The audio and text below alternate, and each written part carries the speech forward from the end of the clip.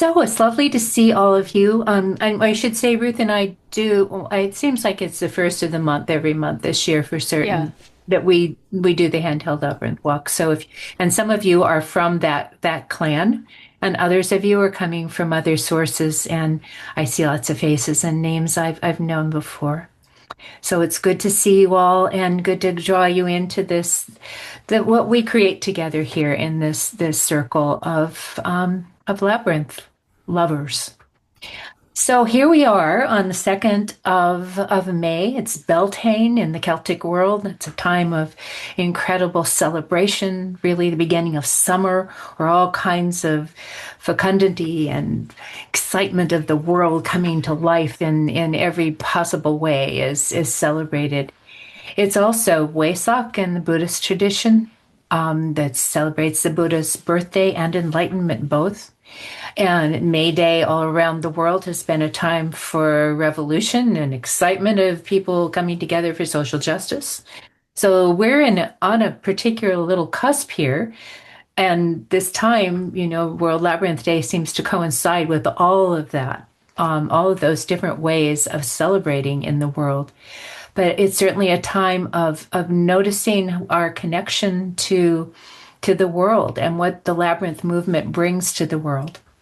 So the for 17 years now, there has been a World Labyrinth Day, and the motto is "Let us walk at one as one," or at one. And this always gets confusing for me.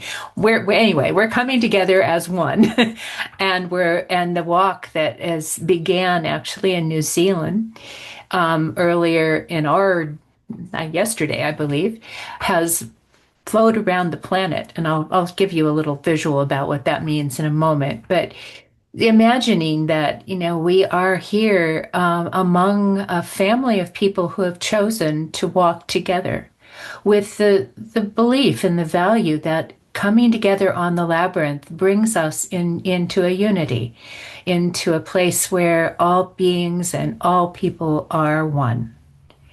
And that reminder always happens every time we set a foot on a labyrinth, if we remember. So I think that's one of the things that's very interesting about this day is we really celebrate what always happens on a labyrinth. And we also have a sense of, and I name this honoring the constellation of labyrinths, because I'm sure how many of you have walked more than 3 labyrinths in your life? Hands up. Yeah. Okay. And probably there's some of us who have walked, 20 labyrinths, There's something about those labyrinths that are still in your body mind, I would hope. And that I'm calling a constellation of labyrinths. And I've been doing this for several years now, and it just came to me to do it. Is every time I walk a new labyrinth, I actually tune into the other ones. I stand in the center and I think, okay, where am I on the planet? And I send out my awareness into different directions and sort of make an internal constellation, a sense of how we're connected through this practice to other places on the planet. So I'd invite you to do that if you don't already, just the next time you're on a labyrinth, and see what happens inside, because we're all responding to a movement in the world that brings people into this internal process of labyrinth walking. And it may be we go on a labyrinth walk entirely for our own benefit, sorting out a problem or coming into relaxation. But sometimes we go on the labyrinth and allow ourselves to connect bigger. And the more connected in this world, the better. I think humans have always been doing this, and we do it through our labyrinth walking. Back in the Neolithic times, people in the Celtic lands built stone circles to come together, to have a similar kind of connection to earth and connection to each other. And we kind of need a place to do this. I believe the labyrinth really offers us that always. It offers us always the peace of an internal calming, and it also offers us a sense of belonging and connection and a way to send our prayers out through the constellation of labyrinths, whichever one you have. What I'd like to do is just show you a couple of slides of my constellation of labyrinths, and just to encourage you. Maybe you can make a little collection of the photographs you have as well. And this particular constellation does mirror the wave that's going around the planet. So let me share here.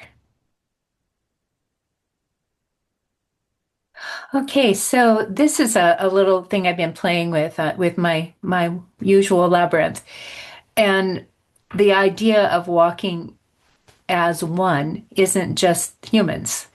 So in this thing, and I'll do this meditation with you a little later, there's sort of a constellation also of other beings. So there's a circle of lovely Guatemalan people, which Richard knows all about, who are the circle of humans in this, and in this picture. There's a Gaia, Earth in the middle there. But around the humans are a circle of animals. We're one with them as well. And in this depiction, there's also a circle of some deities, of different Marys and angels and Kuan Yin and Kali there. So this is just a picture of the oneness that I believe we are all participating in all the time. And this is a song that Ruth made a lovely tune to, but the words are step by step emerging, flaring forth in body, soul, and mind. We walk the starry path together, pilgrims, earthlings, humankind. And I believe that this chant I made the words for the first time Brian Swim came to Chart.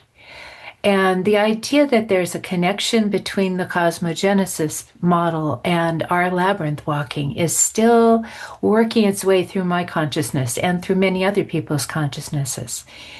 But the labyrinth helps us to connect to our greater understanding of the world. So we're going to start my Around the World constellation of labyrinths. This is the labyrinth in Sydney, Australia, that our friend Emily Simpson worked so hard to create. This is made of a special bluestone granite that took a lot of time and a lot of resources to create. And this is in the middle of a meadow in the park in Sydney. So let's just put our consciousness down there. Started in New Zealand, just off the coast of Australia. This is the first beginning of the wave in Australia. And then this is in the interior of Australia, near Uluru, a red rock, beautiful labyrinth I got to walk at Alice Springs. And then we go further on this westward going journey with the rising sun. And this is out in the southwest desert of Australia near Kalgoorlie. This is in the middle of absolutely nowhere. And this labyrinth is enormous. There were 20 of us that laid down in the middle of this labyrinth at night to watch the stars come out, which is one of the top 10 experiences of my life. And the Moreton Bay fig tree is the guardian of this labyrinth at a retreat center here in such a remote area of the world. So going a little further, this was a labyrinth I drew on a salt flat an hour away from the last one I showed you. So removed from the world that I've ever known before. And that wonderful salt flat was a great medium to draw a labyrinth in. So we're going to take a whoosh across the planet. There are plenty of labyrinths in Asia and in Africa, but we're going to go into the next place on my constellation, which is Beloved Chart. This labyrinth that many of you know. And when you see this, just let yourself remember it. Remember the walking of it if you've had the grace to be there. Remember how that felt in your body to walk on those stones. And we pay homage to this labyrinth that really inspired the entire movement that Lauren began back many years ago. And then going a little bit further to the west, this is in Iona, where I'm about to go. I can't wait to be there again. This is a labyrinth, a contemporary labyrinth made in St. Columba's Bay on the Isle of Iona. So this sense of being again in a westward looking place. Sea is right by here, and 10,000 little beautiful rocks are all over this beach. And some of them were made into this labyrinth. So let's go from that west coast of Scotland across the Atlantic and south to this other labyrinth in La Falda, Argentina. And I'm sure Don remembers this one well. The Board of Veritas made this labyrinth in 2014 in a town with great stories to tell about. This is a labyrinth that was built in the town square, designed by John Ritter and executed by the board members whose knees have never recovered. And then let's go up north from there a little bit further west, and this is a segment of the labyrinth at Mary's Labyrinth in Saskatchewan. Beautiful, beautiful place with the biggest sky in the world. And then we're back to Deer Heart Labyrinth in Petaluma, California, near where the Veritas office was. This beloved labyrinth we were hoping to be able to recapture as part of the Veritas world, since this land has taken different ownership over the years. But this is a beautiful spring view of Deer Heart Labyrinth. And then, of course, our beloved Grace Cathedral with its labyrinth. And if you've walked this one, remember that too. Remember how it is to be in the Gothic cathedral, walking the labyrinth, being bathed by the spirit of that place. That's another view of the Grace Labyrinth with women's Dream Quest women around it. And we had the wonderful privilege of being in Grace Cathedral for 38 years, creating community and connection. Now we're getting closer to my home here. This is on the Pacific coast at Keogh Beach, and one of many labyrinths I've gotten to draw there.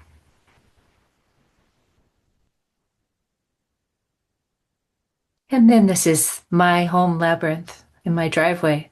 So it's a little trip around the world. We made it all the way through. So I thought I would sing you a song here, if I can make Zoom accommodate me. First I'll read it to you, and then I have to get out of sharing before I can make the right adjustment on my Zoom audio. But this song came to me in the bathtub in when was it, 2000 probably? And it's a little beautiful Irish tune that my daughter used to sing in Waldorf school. And I just changed the words. So I will go with my sisters a-dancing on the path of the labyrinth, and I'll sing and I'll dance and I'll dream there in a place where my heart can rest. And I'll dream of a world with more kindness, where all beings are free and whole. So I'll go with my brothers a-dancing on a path where our souls are home. I will go with my sisters a-dancing on the path of the labyrinth. And I'll sing and I'll dance and I'll dream there on a path where my heart can rest. And I'll dream of a world with more kindness, where all beings are free and whole. And I'll go with my brothers a-dancing on a path where our souls are home. Thank you.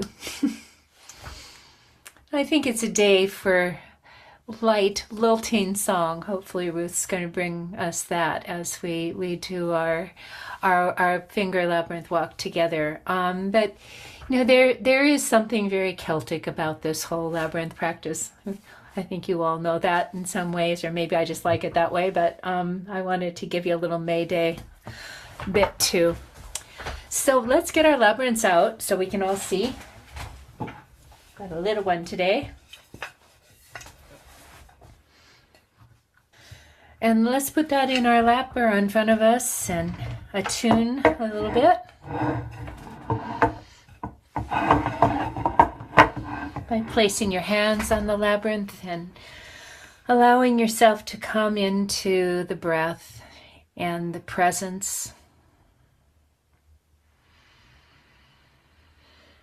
Making sure that you're meeting the breath and letting it flow wherever it wants to in your body. Taking the time it takes to settle in, inhabiting your back body as well as your front body. Sending breath to the toes so that your lower body is also awake and ready to walk in its sympathy with your fingers. Feeling the gift of the breath that we all share as one.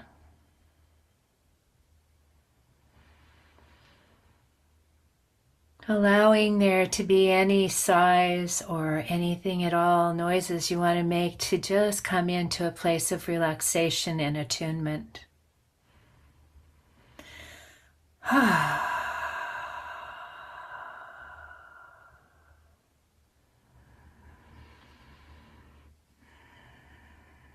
And I'd invite us to imagine that we are all in a meadow with a labyrinth before us, standing around it hand in hand. It's May here in the Northern Hemisphere, and the grass is green and tall. And you can feel the presence of each other around this labyrinth in a great circle. And sense a sense of oneness there, the oneness of the circle in encircling the labyrinth. And then please imagine that just standing right behind us, there's another circle, hand in hand, and in this circle we take a request that our beloved show up in our imaginations. All of them, hand in hand, is supporting us. They're part of our oneness, those we love. You can breathe their presence into your heart if you'd like, so that their circle is supporting ours around the labyrinth. And breathe out your gratitude to their presence in your life.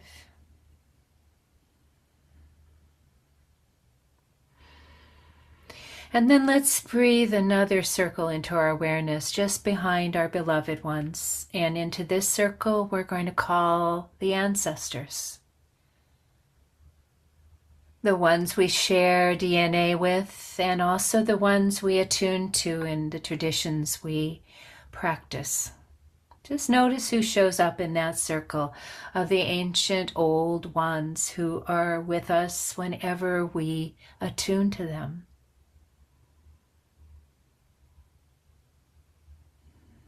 Again, breathing in their presence and their presence supporting us.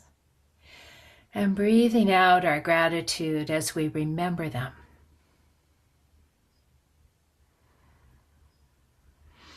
And continuing on, now we imagine a circle of all the beings we share the planet with, the animals and the trees, the ones who swim, the ones who roam, the ones who fly, and the ones who have great branches that hold the world together and connect with their deep roots.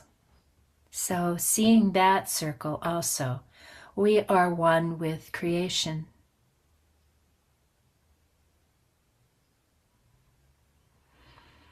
And as you imagine that, know that you're going to be walking with these circles as we do our walk today, walking as one at 1:30. And let's call in one more circle, and into this circle let's put the beings of light, the deities, those we pray to. Great vast circles surrounding all the creatures surrounding the ancestors, surrounding our beloveds, surrounding us as we surround the labyrinth.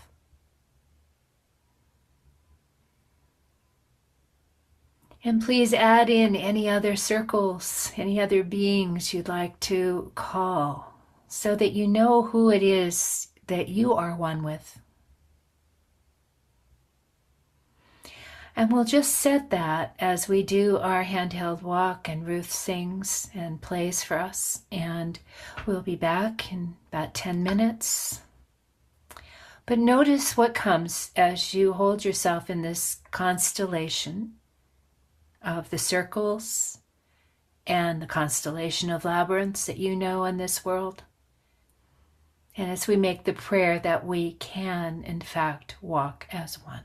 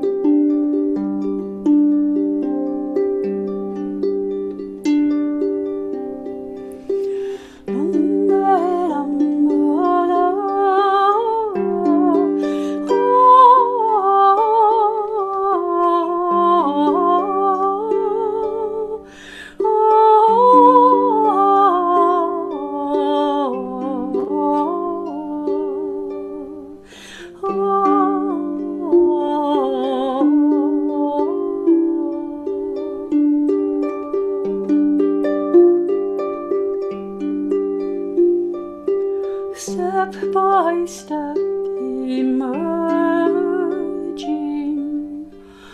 flaring forth body, soul, and mind. We walk the starry path together,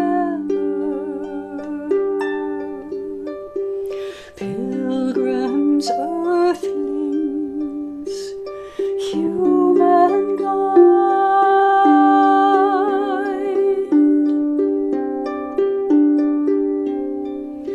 Step by step emerging, flaring forth in body, soul, and mind. We walk the starry path together.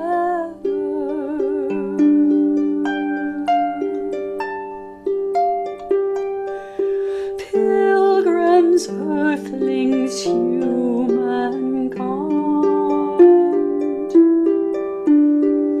Pilgrims, earthlings, humankind. We walk the starry path together.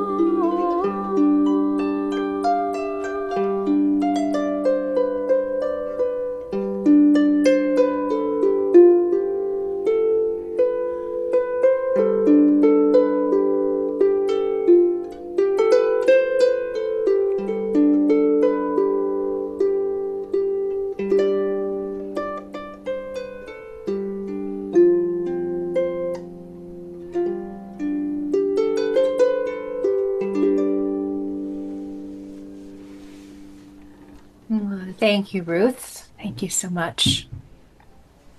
Let's see, before we come back out for sharing, let's just for a moment go back with eyes closed, hands on your labyrinths.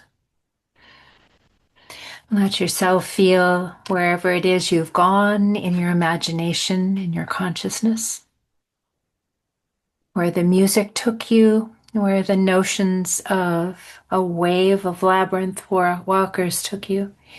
See if there's something distilling as a prayer for this time.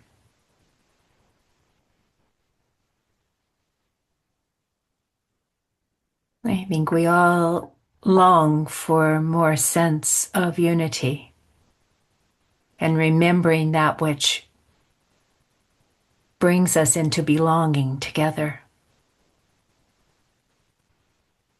And let that prayer form in your heart, whatever it is right now, so that we take what we've received in our contemplation and consideration and we send that off into the world, to the places where it's necessary, through all the circles, through the beloveds and the ancestors, through all creatures, all earthlings, sending a great signal of love and unity through all the circles of creation. And allowing the labyrinth to be the amplifier that it is of all these good things. And sending also our gratitude to this path and its manifestation in your lap or in your yard or on your beach or in your cathedral, the manifestation of this beautiful winding path.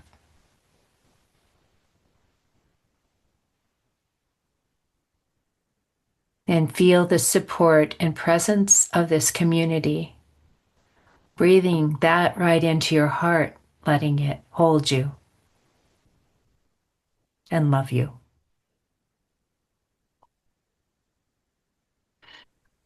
Now, I've been struck by, I was kind of enchanted by listening to what King Charles had to say to the United States over the course of the last few days.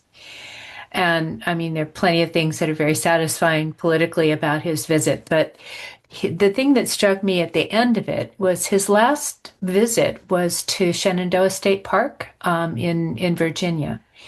And what he was recalling was that the mountain range that goes through the Scottish Highlands was at one point conjoined with the Appalachians. And at some time way, way, way, way back there, they were one. And there was a big granite stone with a plaque that spoke about that. And in his message of unity with the two countries of the UK and the United States, he went all the way back to the stone people, to the mountains. And I just love that was the last thing he did too. It's like all these layers of connection we have, and all the way back to the stone people. And after he did that, he also met with a tribe of folk in that area, the native indigenous people of that area. And that just seems so very wise. That was a great turning, Carol, I think, to turn back to that reality of where is it that we are connected. So I just wanted to throw that in there because I've been fascinated thinking about that, just how he had the wisdom. I guess he got to wait all that time he was waiting to be king to perfect his way to speak about things. So what a lovely thing to have somebody that thoughtful and articulate in our midst. So I don't know, that tangentially sort of fits in with the theme of walking as one, but it connects up the dots for me. Yeah. Yeah. Let's see if we could all just go outside and grab a ribbon from the maypole. We could have a really good time dancing around the maypole. That would be a good ending to today. If you're new to finger labyrinth walking that Puritas offers, consider joining us every Friday. There we are. And this is the one exception when we move from Friday to Saturday in order to honor World Labyrinth Day. But we'll be online together next Friday. So check our website if you'd like to join us. If each week is just a little different and different presenter and different focus. But what is the same is the connection between all of us that show up. All right. Thank you so much for coming, for showing up, for being present. Love seeing all of your faces.